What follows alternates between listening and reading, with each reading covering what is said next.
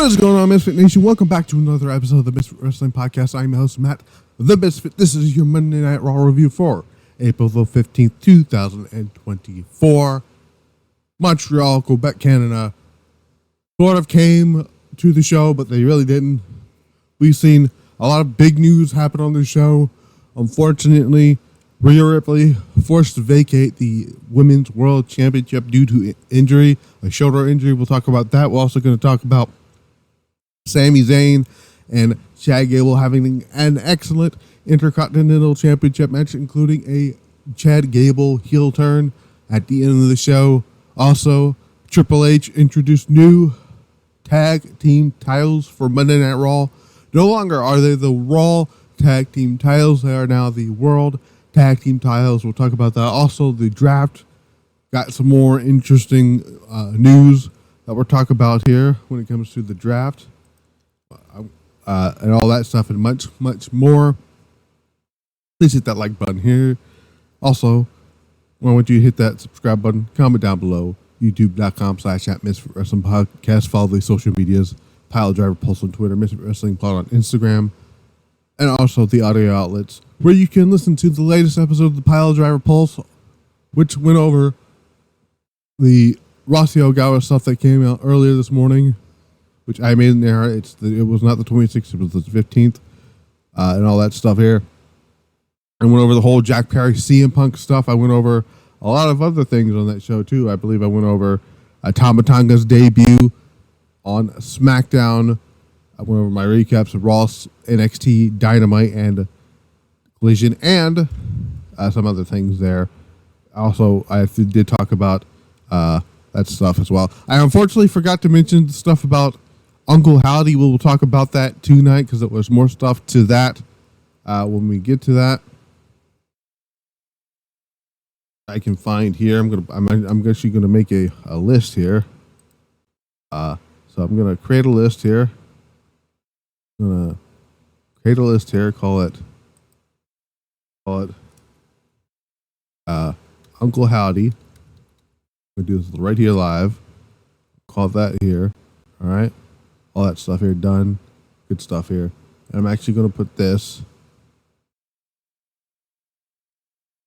I want to find. Here we go. This is going to go into. It's going to go into lists here. Add to lists here, which I'm going to put that as Uncle Howdy, and all that stuff there. I'm going to pull up the FIFO Select report about the draft as soon as I can. All right, so I found it there, and that's going to come up with when we talk about the draft. We also talked about that stuff as well. So, yeah. All that is going to be on Spotify, Amazon Music, iHeartRadio, Pandora, and Audible.com. All of that good stuff. That's where all that stuff is going to go, and everything else here. So, let's talk about the draft first real quick. We're going to talk about that because that was mentioned maybe once or twice on the show regarding when Cody Rhodes came out to talk about his stuff here. Let's talk about this about the draft. This is from Fightful's Corey Brennan, who had some things to say about that here. He says this is from Fightful Select. News on this year's WWE Draft. The WWE Draft is fast approaching with the renewal focused on NXT's part in the event on WWE television. There have been a few questions over NXT's role in the draft, one being the possibility of main roster talent being drafted to NXT.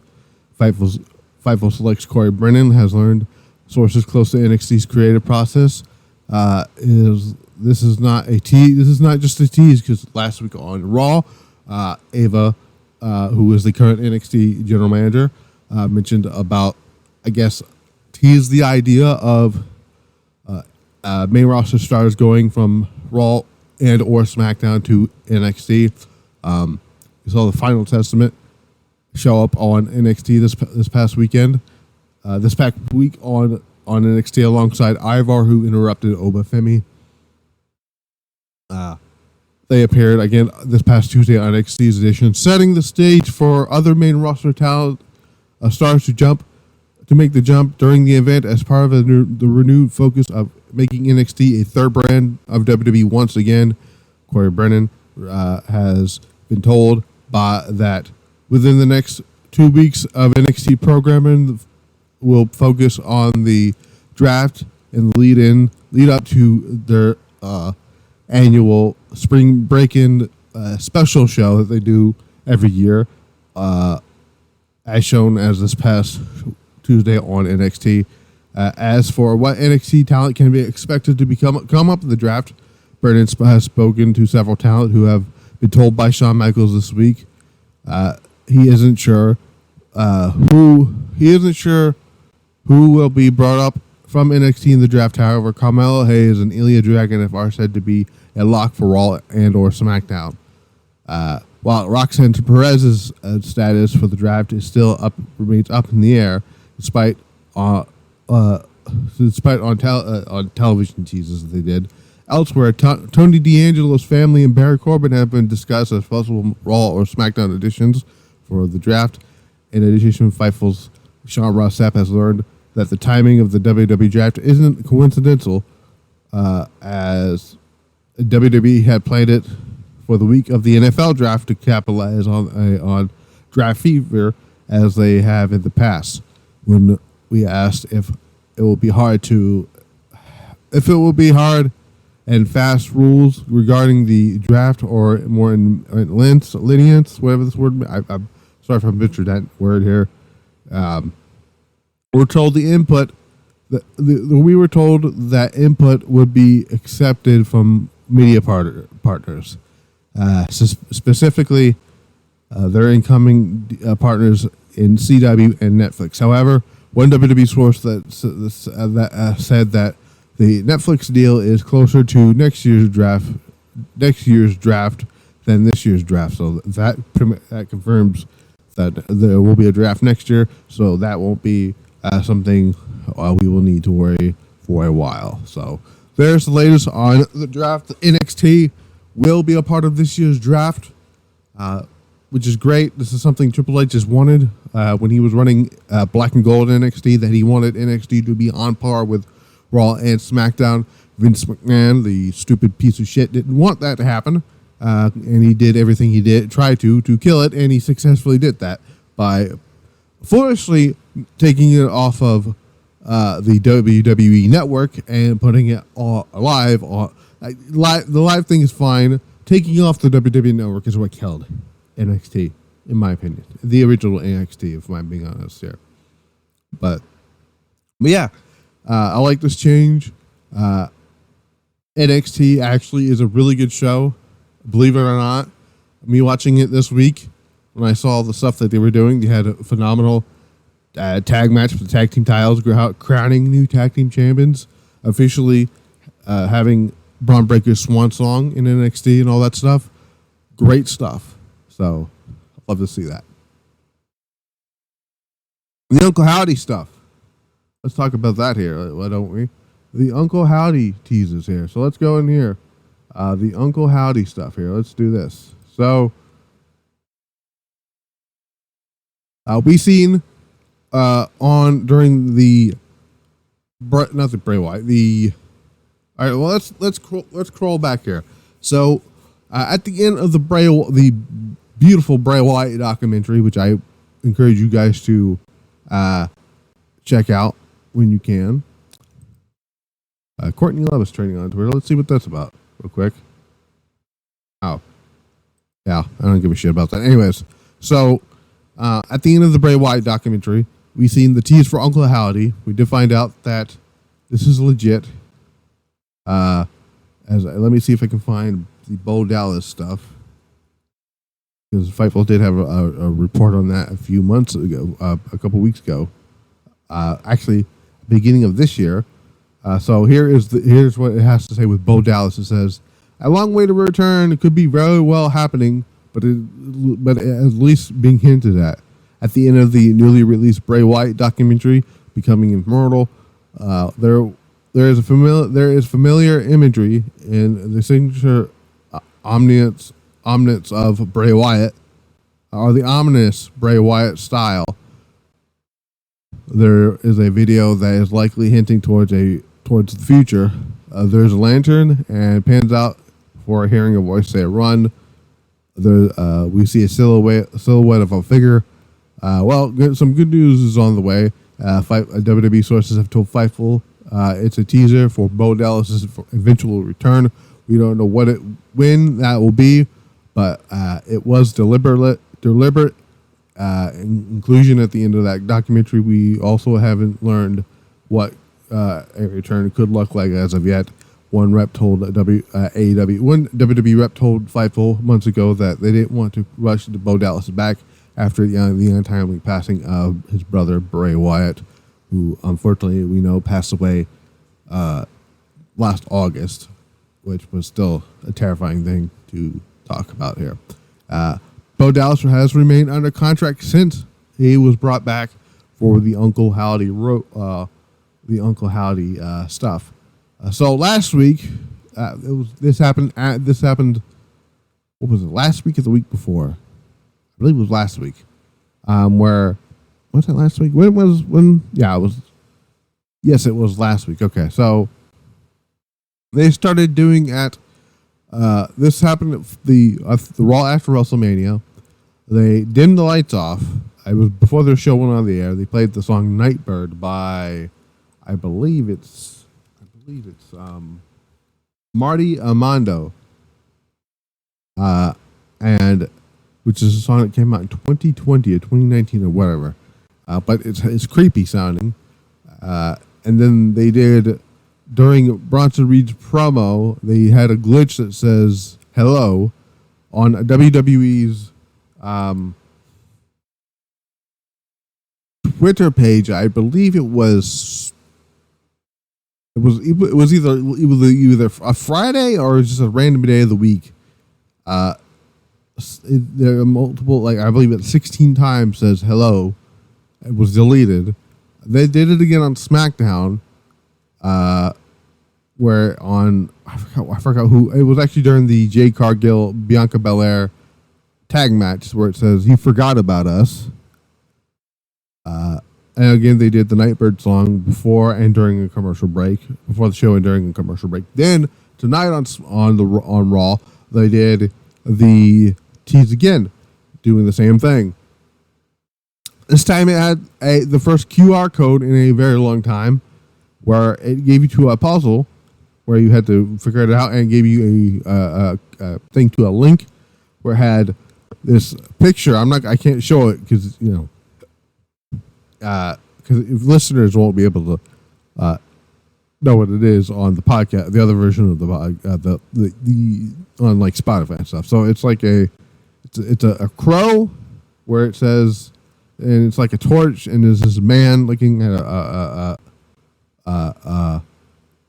crow in a signal. It was like a bat signal type of thing here. Then we got a video that says let me see if I can. Where it says, the glitch here plays. It says, "Time to wake up. Take my hand. Things will be better. Trust me." So it is leading towards a Bray Wyatt, Uncle Howdy, thing here. So yeah, so that's what that's going to be about. I might just delete this thing because I don't know what I'm doing here. Let's see. Can I see? Delete list here. I should delete that. I figured out how wrestling days are. Anyways, so there is that interesting thing there. So we'll see what happens there. We know that Bo Dallas is coming back. We don't know what version of Bo Dallas. It might be a new character altogether. It just maybe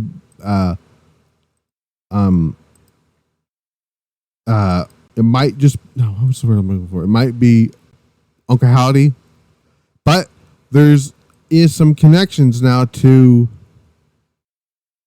There is some connections now to Eric Rowan now, because Eric Rowan originally I had some indie dates set for whatever month, whatever show it was pulled due to quote unquote new contractual obligations, and a lot of people try to put things together. I'm like, is that WWE related? Maybe. Well, we don't know. We don't know. Braun Strowman maybe looks to be almost on his way back. They're going to be in Columbus, Ohio next week, which is the home of Alexa Bliss. I don't think Alexa Bliss is going to be on the show next week, but they could have some type of like a nod or something to Alexa Bliss next week. We'll see. But yeah, we don't know. We will find out, but we have no idea. But I'm intrigued. I'll say that I am intrigued for sure. Let's go on to the rest of the show here. We opened up with Rhea Ripley. We found out earlier today, PW Insider put out the unfortunate report of that. Let me see if I can find the actual report here about it. Let me see if I can find the whole thing with Rhea Ripley.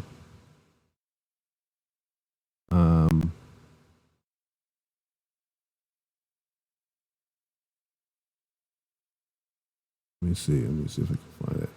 Let me see if I can find the one about Rhea Ripley here so I can read it here. Oh, here we go. So, PW Insider reported around almost 2:50 in the afternoon, saying that Rhea Ripley had suffered an injury last week on Raw during her backstage brawl with Liv Morgan. Word is WWE might vacate the women's championship from due to the nature of injury. And we found out that Rhea Ripley comes out on the show. I believe Fightful added a little bit of more context, added that it happened when Liv Morgan threw her into the wall. It was a free accident, and there's reportedly no heat on Liv. We don't, maybe not, who knows? But we are going. But now I'm going to go into the rest of the details here from this whole thing. So, Rhea Ripley comes out, says fans know. She comes out looking really angry. She does not look happy at all. She looks beyond pissed. I would be too if I am Rhea Ripley in this stage here. So she says, fans obviously know what's going on.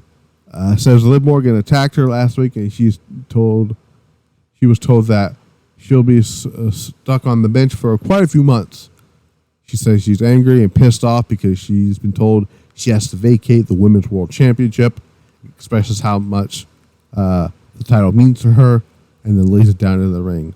Rhea then goes on to say everything that happens here is because of Liv's revenge tour. And then she goes on and says she could have respected Liv a little bit more if she had met her face to face instead of blindsiding her last week. Whoever the new champion is on notice. Says she will be coming for blood when she returns. Liv Morgan's music hits. She makes her way down the ring. Officials try to hold her back. Rhea's like, "Come on, bring that bitch up here." Basically what she said here. Rhea tries to go up there and attack her. They hold her off here. Then she headbutts a security guard over frustration. We go to the back here. Rhea Ripley hugs the rest of Judgment Day. Damian Priest says that Ripley tells Rhea that Liv will regret ever messing with Rhea Ripley, and says she will come back more dangerous than ever. Rhea tells the Judgment Day to stay up on top while she's gone. So this is unfortunate, right? And the fact that it comes after like a week after WrestleMania, you lose. WWE just lost their outside of Becky Lynch. There's only like on the Raw side of things. There's only two people in the women's division that are top stars in that division. Becky Lynch, who is currently supposedly taking time off, but maybe not, because according to Becky Lynch, she's not. So who knows? But the other one, big Rhea Ripley. And losing Rhea Ripley is terrible timing for WWE, because outside of Rhea and Becky, there is no one else up on the Raw roster for the women's division that is built up enough here to take Rhea's spot. Next week, they announced that later on in the show, they announced that that next week they're going to crown a new women's world champion. They didn't explain how we're going to get a new women's world champion. It might be just a fucking. I hope it's not a battle royal. I really don't. What I would do is I take 5 of your, I guess you want to say your best of what you got, and do a gauntlet. Dedicate an hour to the women. Have a gauntlet to crown your new women's champion. You can put Liv Morgan. You put Liv Morgan in there. You put Nia Jax in there. You put Shayna Baszler in there. You put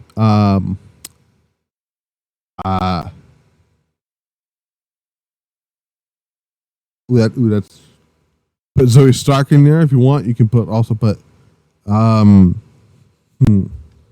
fifth one's difficult. You know what? Throw a curveball in there. Throw Tegan Knox in there as a curveball if you want to do that. That's what I would do. Another thing I've seen a lot of people talk about having the Queen of the Ring tournament instead of, because originally I heard they were going to have the winner of the tournament challenge for the championship now, because that's something that's something that WWE used to do with the King of the Ring before they scrapped the original one back in 2002, where the winner of the King of the Ring got a championship match at SummerSlam.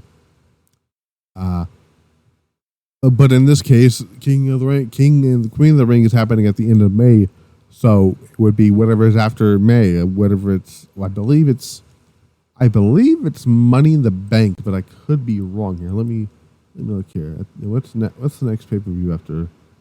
Let's see what we got here. A Clash of the Castle. So, yeah. So have King of the Ring, King and Queen of the Ring, winner of those matches, get the match at Clash of the Castle,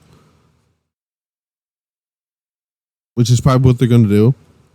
But I would have had the Queen of the Ring be a chance to win the Women's World Championship, kind of like they did with the tournament last year for the crown of the World Heavyweight Champion. Except this time it's going to be a King of the Ring style tournament. And I like that idea, but they're not going to do that. I don't know what they're going to do. It's probably going to be a battle royal of some sort. And the only two people that make any logical sense to put the title on them is Nia Jax and Liv Morgan. Now, they're probably going to do a battle royal of some sort here, and then Liv Morgan's going to eliminate Nia Jax, and they're going to have Liv Morgan as the champion. And when Rhea Ripley comes back, they'll do Rhea Ripley versus Liv Morgan, and I think Rhea's going to win the title back, which I think is going to happen. What I think they did here is they sort of pivoted in a way. That's a weird way to put it, but because later on we found, because Liv didn't have any sympathy for Rhea. She basically took the credit for injuring Rhea Ripley. And babyfaces are not supposed to be taking the credit for that. And I looked at that as a heel turn. I think WWE did a double turn here with Rhea and Liv. Liv Morgan needed something because babyface. I'm going to be 100% honest with you guys. Liv Morgan as a babyface was not working. at all. If you want to do this Harley Quinn-esque character with Liv Morgan, this crazy gimmick with her, she's got to be a heel. She cannot be a babyface. And now because of this, Liv Morgan has become probably the most hated woman on the roster because she took out the most popular fucking babyface now on the roster, which is Rhea Ripley. Now Rhea's going to come back and she's going to get a monster pop. So what happens with Judgment Day? That depends. We'll get to that when we get to Judgment Day. But yeah, I think that's what they're going to do here. That's what it seems like they're going to do. But you know, the thing, turn a negative into a positive. It's kind of what they're doing here. I'll give it a shot. You know, if Triple H fucks it up, you know, this is Triple H's one and only shot to not fuck this up, because Liv Morgan fans will let you know if they fucked this up or not, because they still think he fucked up the Liv Morgan title run. I personally still think it was all Vince McMahon, regardless if he was gone. He's gone now. So, like, you know, who would I like to put the title on? I said it on Twitter. Give me Bloodsport Shayna Baszler. I want the old Shayna Baszler, the Shayna Baszler that Triple H had kick fucking ass in NXT. Will we get that with Vince completely gone? We don't know. I haven't seen Shayna Baszler on WWE television. And so that's a good question. Let's look. When was the last time Shayna Baszler was on WWE TV? Shayna Baszler was last on WWE television 2 weeks ago. When she lost a six woman tag match against Damage Control. She did Bloodsport with Shayna Baszler. Shayna Baszler went out there and been Shayna Baszler against Masha Slamovich. So, and then unfortunately Shayna Baszler was relegated to fucking main event. So I'm hoping, you know, under the official new era of WWE, as I like to call it, the Paul Levesque era, as they have dubbed it now. Give me the old Shayna Baszler if you're going to do that. But that's my little nitpick there. But what I'm trying to say is they've given us a sort of this is a heel turn for Liv Morgan, and a babyface run for Rhea Ripley when she comes back. It's basically double. It's kind of like what they did with Kevin Owens and oh my god, what the fuck is his name? Bobby Lashley. Right? They did the beatdown angle. I don't remember how long ago it was. I think it was in 2019. It might have been 2019 or 2018. Whenever it was. And they did the double turn. It was basically the double turn between Kevin Owens and Bobby Lashley. Bobby Lashley turned heel. Kevin Owens turned babyface out of that. They kind of did it here with Rhea and Liv. But, you know. But yeah, sucks for Rhea Ripley. I wish her nothing but a speedy recovery. It sucks to also go to, like, no one actually beat you for the championship too, right? So that kind of sucks there.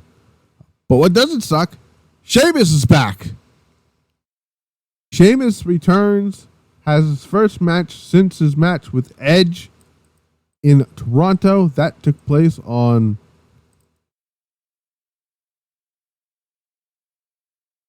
let's see, on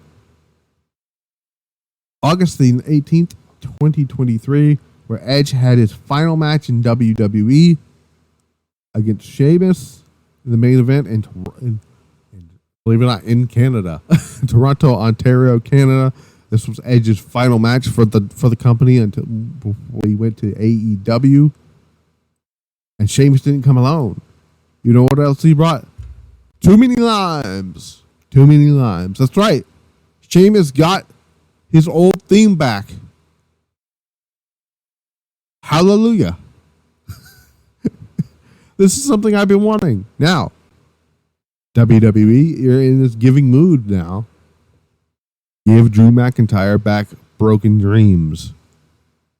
There's a lot of people here that I would love to see get their new themes back. If you're not gonna give us Evil Ways for AJ Styles, we go back to his old theme. That's one theme I want them to go back to. Give me Pete Dunne's old theme back.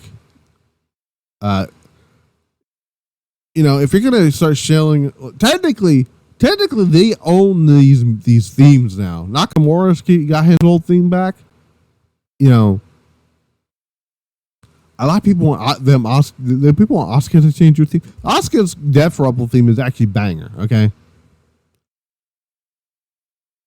Let's see who else do I think needs a theme change? Like I said, Pete Dunne, AJ Styles, go back to that one, or if you want to chill out the music to Evil Ways, do that. Oh yeah, give Johnny Gargano Rebel Heart back. Give DIY the fucking Chrome Hearts theme. That one, not the NXT DIY theme. It's both the new themes. The new DIY theme and Gargano's new theme sucks fucking ass. Oh my god, it's so bad. Let's see. I don't even know what Tamatonga's. Do not fuck up Tamatonga's theme song, please, for God's sakes. Let's see who else. Who else can get it? Who can get the? Tiffany Stratton got her NXT theme back this week or last week. Oh, we'll see. But he took on Ivar. This was fun for what it was here. Sheamus fires back. Ivar starts firing off right hands to Sheamus into the corner. Sheamus gets fired up and lands a few of his own. Ivar looks to fly off the top rope. Sheamus takes him down midair, follows it up with a bicycle knee, and then a brogue kick for the win. Nice to see Sheamus back.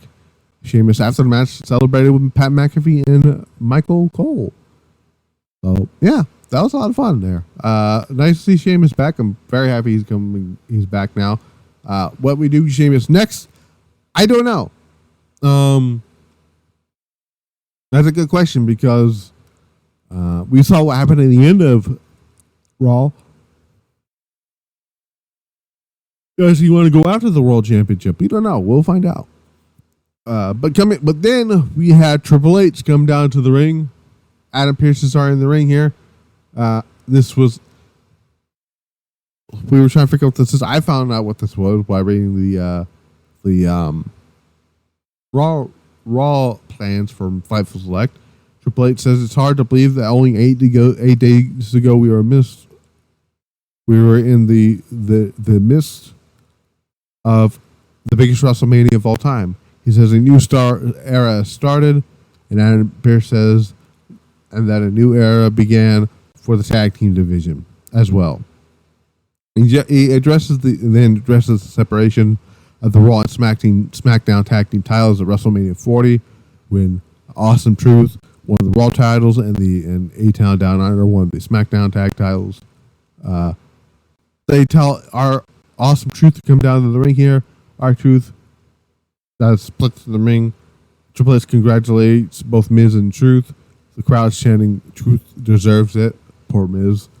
On becoming new Raw tag team champions, he tells Truth that he's seeing Truth have his WrestleMania moment was awesome.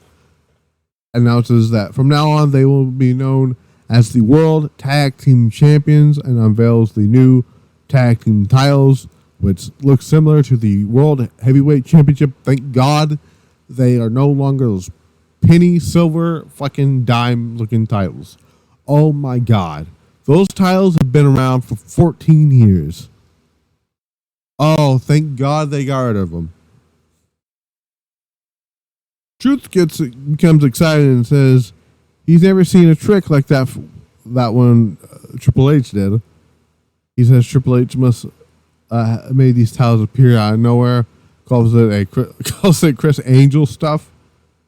Says he knows good musicians when he sees one. Triple H tells Miz to explain to Truth what happened. Miz informs Truth that Triple H is not a magician. Truth brings up that little Jimmy. Jim brings up little Jimmy and asks, what else is Triple H hiding? Miz tells him, reels him in and tells him that it's their chance to take the new World Tag Team titles to a new height. Miz says that's why Adam Pearce and Triple H, before he can continue, Truth asks, where is Triple H? Truth then tells Triple H he sees right through them, through him, and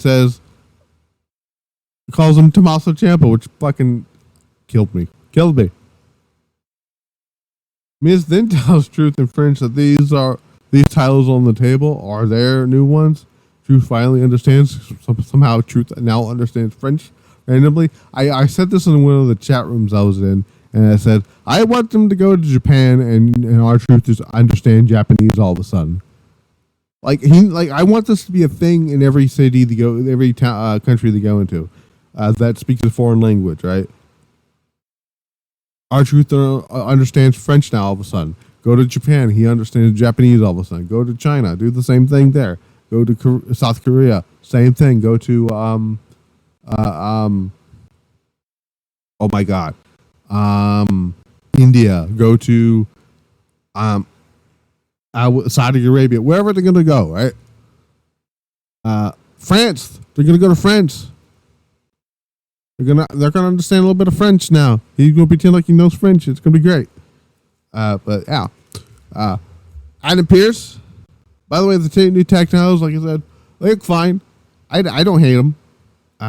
I feel like the SmackDown titles are going to be obviously going to be called the WWE Tag Team Championships, but I'm hoping the other titles don't look like those. They're probably going to with blue with just with the color blue on it, unfortunately. But Triple H, if you're going to be in charge now fully, put some effort into the main roster championships like you did the NXT titles. The NXT UK championship titles are some of the most beautiful looking titles I've ever seen in my life. If you go look at the NXT UK tag team titles, oh my God, those things are gorgeous. The NXT UK title, the NXT UK women's title, all those titles are gorgeous. Do something similar to those. You know? So, Pearce, Triple H leaves. Pearce asks why he made the boss leave the ring. Pearce says he gives up trying. Says a triple threat number one contenders match will be determined will determine their new challengers. And it's going to be the Creed Brothers, New Day, and DIY. DIY comes out, and our Truth basically says he changed really quick. It's Triple H. But no, this tag match was fucking wild, man. This was awesome. I'm not going to spend too much time deep diving into the match, even though the match was great here. We're going to go near the end of the match here. Woods tags in, delivers a kick to Tommaso Ciampa's head, follows that up with a DDT, a tornado DDT, and a clothesline. Delivers a spinning forearm to Brutus. No, it is Brutus. Kingston tags in and delivers. I just said that. Sorry. I'm correct. Kingston gets tagged in. He delivers his own kick to Tommaso Ciampa. Ciampa but is sent crashing into the ring post. Shoulder first. New Day delivers a wheelbarrow leg drop combination. Julius Creed levels Kofi Kingston with a belly-to-belly suplex. Connects with one on Woods, but both members of DIY both the members of DIY. Then Brutus tags in. Brutus Kingston sends to the top rope, but Julius joins him, delivers a beautiful looking suplex. Woods delivers an elbow drop to Julius off the top rope, goes for a pin, but DIY breaks it up with the meeting in the middle. Gargano pins Woods for the win, and your new number one contenders for the World Tag Team titles are DIY. They're going to be doing this match next week instead of the pay-per-view, and I thought it was an odd decision. Then I realized, they're going to be in Ohio next week. Johnny Gargano is from Ohio, not Cleveland, but Ohio. I would not be against DIY winning the titles next week, only because there's no guarantee that you can put Johnny Gargano and Tommaso Ciampa on put the titles on them at SummerSlam. I know that's what I would do, because that is Cleveland, Ohio. That's where Johnny Gargano's from. But that's what I would do. But again, I'm not too opposed to having Gargano and Ciampa win the tag team titles next week. So yeah, Candice LeRae and Indy Hartwell, a great match, by the way. 4 out of 5, in my opinion. Also, a good 3 out of 5 match between Sheamus and Ivar. Indy Hartwell and Candice LeRae make their way down the ring. Maxine Dupree and Ivy Nile follow here. This was basically nothing here. This was basically to continue furthering the storyline that they're telling with Candice LeRae, who is currently a heel now.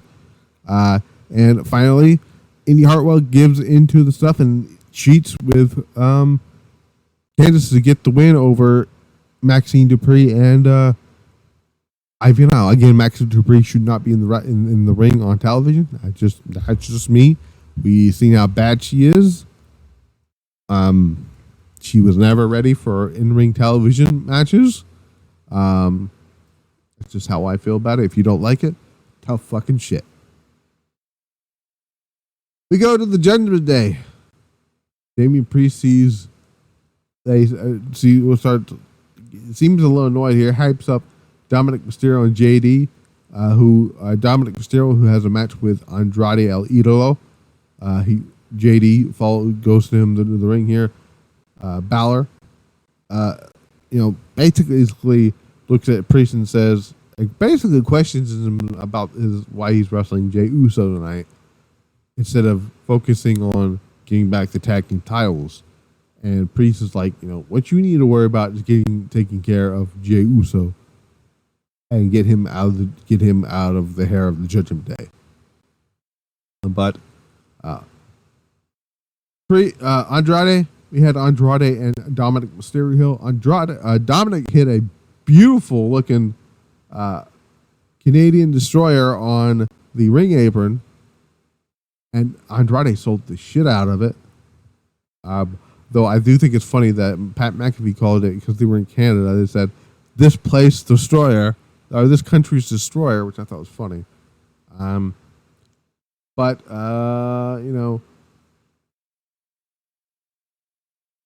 Andrade gets...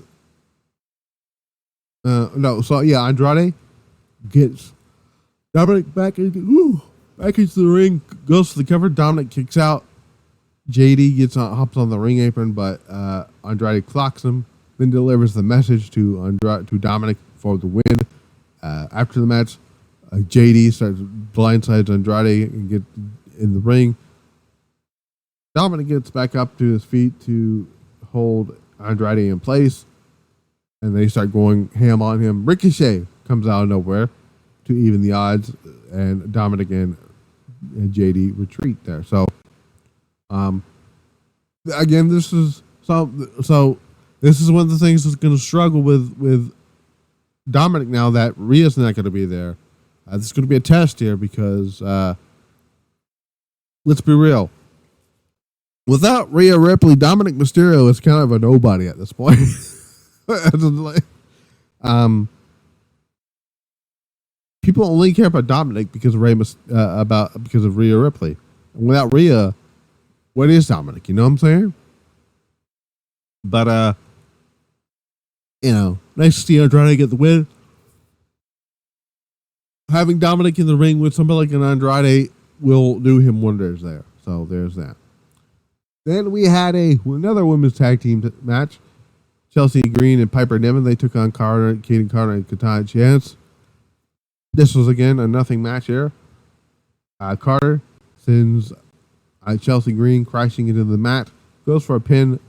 Piper Niven breaks up the fall. Delivers a running low cross body to Kaden Carter. Chelsea Green rolls up Carter for the win. And Chelsea Green and Piper Niven get the win here. Nothing too fancy to write home about on that situation there. So we'll see what there is. We hear from the WWE champion, Cody Rhodes. He comes down to the ring, basically asks in French what the Montreal wants to talk about. Thanks Adam Pearce for letting him hang out on Raw, even though he's technically a SmackDown star. WWE.com did switch him over to SmackDown, so he is technically a SmackDown superstar. For how long? We don't know. We'll find out in the draft. I think he's going to be drafted back to Raw because of the Netflix deal, but that's just me. It says WrestleMania 40 can't be reflected on forever.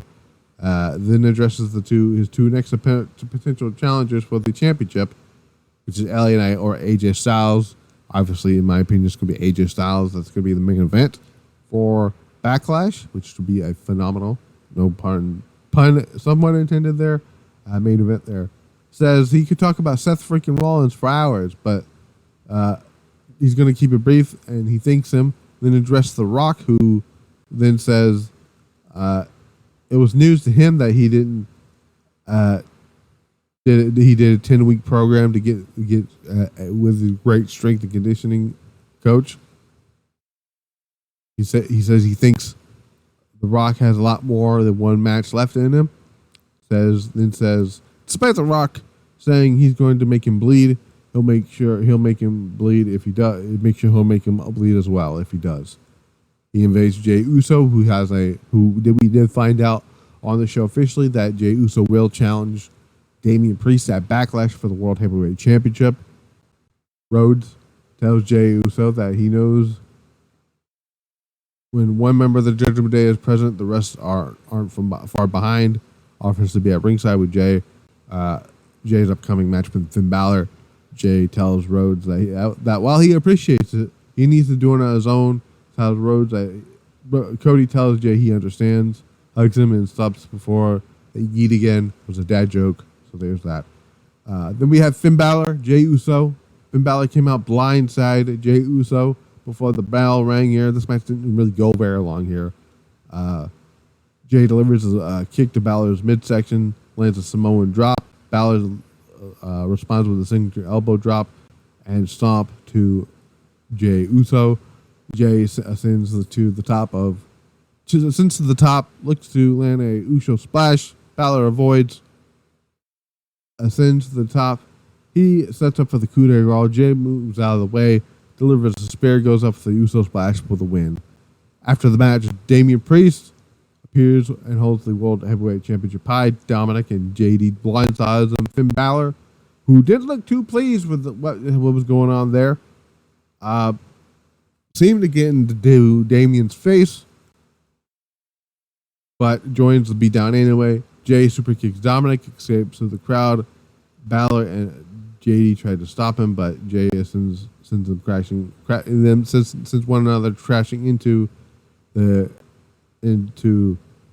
one another. Exits to the crowd. Before I'll stop right there. So, what I think is going to happen here, I know a lot of people are assuming that Damian Priest is going to be the one turning babyface, but the way this planned out to me with the backstage segment that they did with the Judgment Day, where Balor asked, why is he having this match with Jey Uso? What's up? What is this about?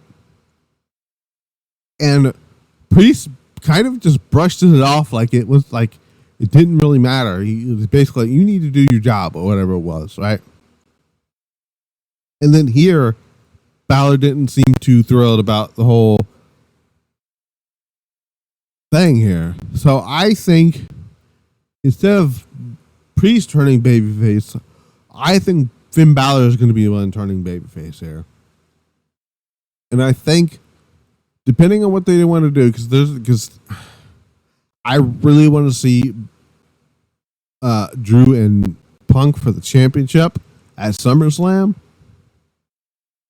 But there's also money to be made with with Damian Priest as world champion versus Finn Balor, who probably, all right, so let's look at it this way. If Drew McIntyre does not win the championship in Scotland from Damian Priest, right? Because I feel like that's going to be one of the matches at Clash at the Castle, and then doesn't have the championship match with CM Punk. The match with Punk is going to happen at SummerSlam regardless. Regardless if there's a championship involved, the match for supposedly SummerSlam is going to be, depending on how much he's healed, is Drew McIntyre versus CM Punk.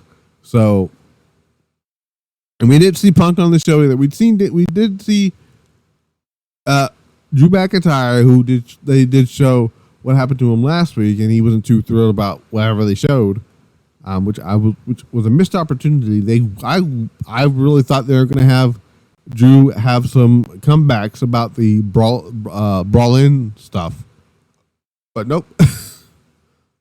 But again, like I said, if Drew does not win the championship, Damian Priest at Clash at the Castle, the only person that should be taking that title off of Damian Priest is not Gunther. It's not. Gunther should probably take the title, the WWE Championship from Cody Rhodes, if I'm being 100% honest here. The only person who should be taking that title from Damian Priest, if Priest does retain at Clash at the Castle, and Priest is still going to be champion going into SummerSlam, because I don't see Damian Priest holding the title for very long, regardless of what happens at Clash at the Castle, whether he retains it or not. The only person who should be beating Damian Priest for that championship, if it's not Drew McIntyre or if it's not CM Punk, it's Finn Balor. Finn Balor is the only person outside of the other two that I just mentioned that should be beating Damian Priest for the championship. Other than that, what's the point, right? What's the point? Because then, when Rhea comes back, whenever that is, he should be asked, what the fuck happened to the Judgment Day? You guys promised me. You promised me that you'd hold the fort down. And now look at you guys.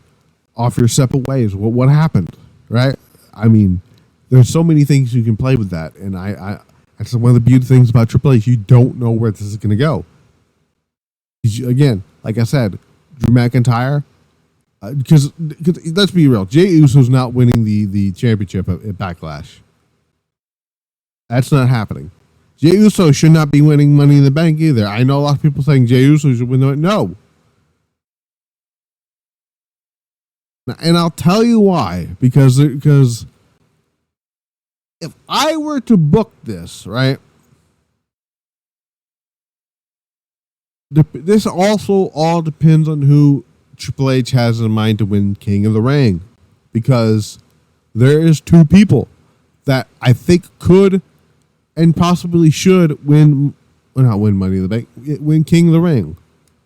That being, again, this all depends on what they're going to want to do with Gunther, because Gunther, again, for the second week in a row, has not been on television.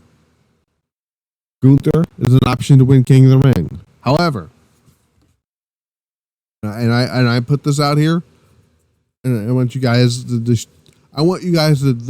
tell me what you think.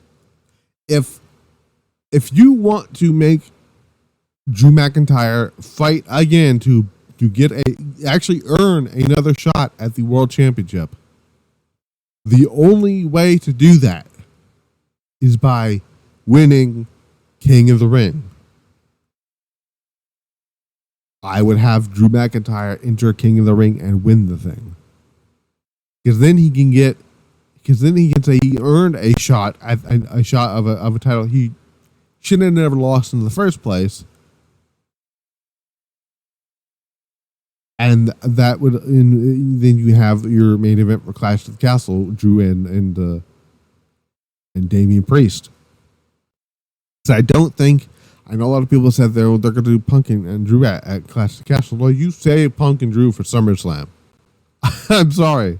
As much as I would love it, Drew McIntyre versus CM Punk as a SummerSlam match. Should have been the WrestleMania match, but unfortunately CM Punk got hurt. The other, and this is cynical part of me for two different reasons, because it would fit well with the story, and there's another reason. I want CM Punk if he's good to go. I want CM Punk in the King of the Ring tournament. For one, he's never been in a King of the Ring tournament, and two, because by the way, when they brought back the King of the Ring in 2012, I believe it was, or was it 2000? It might have been, okay, maybe it may have been King of the Ring. I don't know. Let's find out. Actually, that's a good question. Has CM Punk ever been in King of the Ring? I'm not entirely sure. I'm very curious now.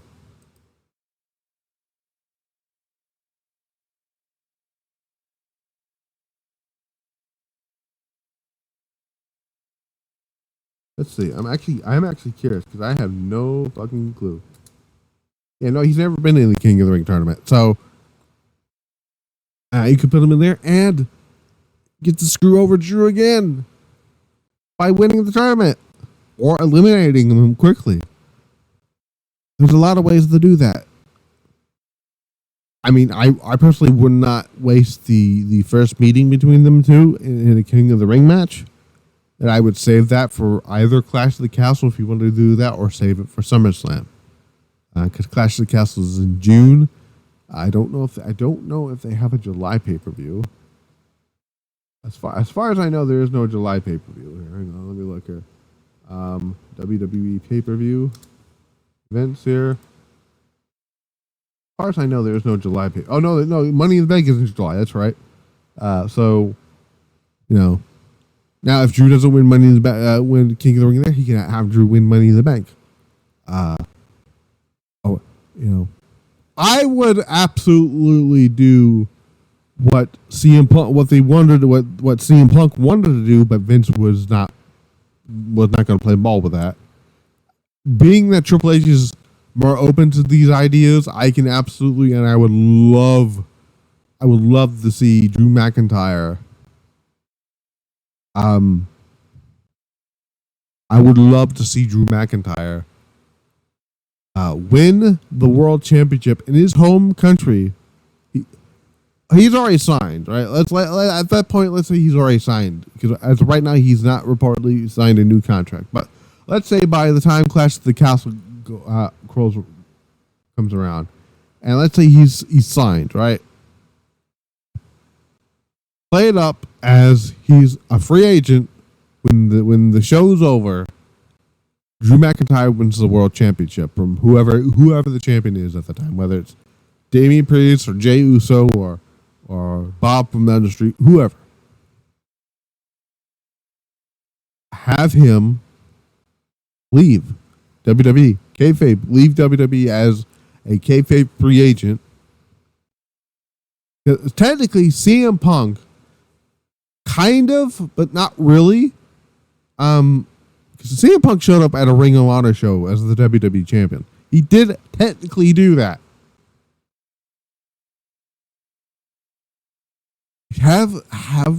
Okay, don't have him show up on AEW television. That'd be stupid. But what you could do is very simple. Have Drew McIntyre show up with people WWE have working relationships with, like a TNA, like a Pro Wrestling Noah, right? Or an All Japan. Have those things happen, right? Have him do a couple matches. Have him defend the world championship against, like, I don't fucking know. Have him go. Have him go to TNA. Have him defend the world championship against Josh Alexander or something, right? Like, make it actually meant something here. And then when Drew McIntyre comes back, he can say, "I did the things you wanted to do, but you were too much of a pussy to actually go do," which is be the champion and then leave. I like that idea. And it goes into the storyline here with Drew McIntyre and you know, now if you want to do, because they haven't done this in a very, very long time, which was having, you know, they technically haven't done that since CM Punk, but even though that was kind of stupid when they did it, it was more effective when they did it with Razor and Shawn, which was, you know, they crown a new world heavyweight champion, right? And that being CM Punk wins the championship at Money in the Bank, right? And then Drew McIntyre shows back up. He'd be gone from Classic Castle. He can be gone for a couple weeks, right? A couple weeks. You know, a couple weeks there, whatever, right? Drew McIntyre returns at Money in the Bank in Toronto, or wherever you want to do it. Or you know what? Maybe you know I think the World Championship is going to be on SmackDown then, so CM Punk might actually go to SmackDown and do what I could do, because they actually have a show in Chicago on June 21st. Oh, I know that. Never mind. Don't do that. So you do Money in the Bank there. You can actually wait a couple months, couple weeks, right? Punk showing up on SmackDown, having these matches here for the championship, and then if you want to, right? Because you're only gonna have this not that much span time here, right? So got Clash of the Castle, you would have 2 SmackDowns here, right? Goes away. Leaves away for 2 SmackDowns, right? All right, actually, it's 3 SmackDowns. Punk wins the new World Heavyweight Championship on this Money in the Bank show on the 6th of July. All right, cool. You can have that. At that. Meanwhile, in the 3-week break that Drew is having, he's wrestling matches in Japan and TNA, defending the World Heavyweight Championship. Unsanctioned, by the way, not sanctioned by WWE. He's doing all this stuff here, right? I forgot which championship they did this. Somebody did this years ago, and I don't remember who it was for. It was for a company, and I don't remember what fucking title it was. Anyway, Punk wins the championship at Money in the Bank, the same Money in the Bank pay-per-view where he beat John Cena for the WWE Championship, but he's winning this new world title for the first time, right? Drew McIntyre comes back up, returns, right? I know I'm booking it. I know I'm booking fantasy booking here, but it's my show. I can do whatever the fuck I want on it. And Drew McIntyre returns, and then you can set the stage. And then you would have. Then following this, you have 2, 3. You have 3 SmackDowns to build your World Championship match. You have a Unification Championship match to determine the undisputed World Heavyweight Champion. CM Punk versus Drew McIntyre at SummerSlam. It's right there. I mean, I just booked a great fucking story. If that's what I would do, that's what I do. But Triple H is probably not going to do any of that. But I like that idea. But yeah. Anywho, let's get back to the other stuff here. So Jey Uso then passes Sami Zayn, which was a fucking phenomenal camera shot. He goes to the concession stands out to the side outside where Sami Zayn is like reflecting on watching his very first professional wrestling match at the Bell Center in Montreal. Then makes his way inside, and it was an awesome like fucking reception here. That whole it was one continuous camera shot. Rest in piss, Kevin Dunn. I don't miss any of your fucking nauseating camera shots. Then we had Chad Gable and Sami Zayn for the Intercontinental Championship. Main event. This match was phenomenal. This match was fantastic. But we're going to go do the end of it because this is what everybody wants to talk about here. Chad Gable sends to the top rope, counters. Sami Zayn counters into a powerbomb mid-air, which looked brutal. He locks in a submission. But his knee gives out to Sami Zayn's. He sets for a luva kick. Gable avoids it, delivers a German suplex to him into the corner, ascends to the top rope, looks to fight. Zayn gets his knee up. Gable sees him and transitions into a beautiful ankle lock. Chad Gable was so fucking good. Very underrated talent here. But what they got planned for him, I'm very excited about. And we'll talk about that when we get to it here in just a little bit. Sami counters into a roll-up. Gable was able to kick out. Sami delivered an exploder into the corner, then was able to hit the luva kick for the win. And Sami Zayn retains the Intercontinental Championship. After the match, Zayn helped Gable up out of the corner. Gable holds up Sami's hand and exits the ring, which we thought was the end of Gable. Sami follows suit to celebrate his win with his family, but Chad Gable, being a piece of shit, blindsides him right while Sami is kissing his wife, delivers a German suplex in front of his family, making his kid and his wife cry, sends him crashing into the ring post, dumps him over the announce table desk, gets him back in the ring, and locks an ankle up in between the middle rope. Officials tried to separate the two men, but Gable keeps the hold locked in, and as the show goes off the air. When the show is off the air, crowd was chanting, "Fuck you, Gable." Oh, that was beautiful. That was beautifully done. Oh, that was beautifully done, and I loved every bit of it. I loved every bit of that. And then some more. Chad Gable going into his perk angle run here, and I'm very excited for it. See what they're going to do with that. A very necessary heel turn for Chad Gable. I try to tell people, let just chill. Triple H knows what he's doing, and this is what it was. To me, I think this was a better outcome than Chad Gable just straight up winning the Intercontinental Championship, because I don't think people want to boo Sami Zayn. So, but people would absolutely gladly boo Chad Gable. But yeah. That's all I got from Monday Night Raw. This week we got NXT. I'll go over NXT. Oh, actually, that's a good question. Let's look at AEW Dynasty, because I actually have no fucking clue what day that's on.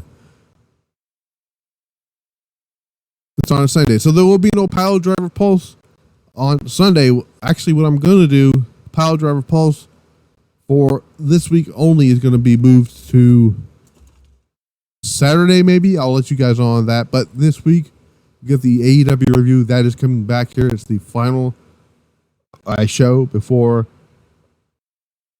AEW's Dynasty pay-per-view event. We did find out that Julia Hart is good to go for Dynasty. I ordered Dynasty through Fight TV. I'm going to be doing that for the foreseeable future because, let's be real, Bleacher Report is kind of being an asshole to people. So, and also Bleacher Report. Anytime you try to watch, it makes you mute the shit and stuff. It's kind of annoying here. But the current match card full match card here for AEW Dynasty as follow: Will Ospreay versus Bryan Danielson, Young Bucks and FTR in a ladder match for the vacant AEW tag team titles. Will Nightingale will challenge Julia Hart for the TBS title in a House Rules match. Adam Copeland, Eddie Kingston, and Mark Briscoe will face the House of Black in the trios match. Timeless Tony Storm will defend the AEW Women's Championship against Thunder Rosa. Kazuchika Okada will defend the AEW Continental Classic, which should be a fucking classic of a match, against Pac. Roderick Strong will defend the AEW International title against Kyle O'Reilly, and was presumably the main event of that show is Samoa Joe defending the AEW World Championship against Swerve Strickland. This week on Dynamite, of course, let's see what's going on this week on Dynamite here. Let me see if I can find it here. We have Claudio Castagnoli versus Will Ospreay, which should be a fucking banger. Adam Copeland and Willow Nightingale will take on Julia Hart and Brody King in a mixed tag match. Just seeing Adam Copeland and Edge and Brody King beat the shit out of each other sounds great. We'll hear both from Swerve Strickland and the AEW champion Samoa Joe. For some reason, Taz is getting involved with Chris Jericho's bullshit. The Elite, Okada, which is Okada and the Bucks taking up Pac, Penta, and Daniel Garcia. Jon Moxley, who apparently is not allowed to take a vacation, who for some reason is the IWGP champion. Poor Tetsuya Naito will return to AEW Dynamite, and Deonna Purrazzo will take on Mariah May. So that is AEW Dynamite. I will see you back here for Dynamite. SmackDown also, we're going to have AJ Styles versus LA Knight, the winner taking on oh my God, who the fuck is she? Cody Rhodes at Backlash, and Bayley will defend the WWE Women's Championship against Naomi. So yeah. Other than that, I've been Matt the Misfit. This has been the Misfit Wrestling Podcast. I will see you back here for AEW Dynamite. Until then, we're out.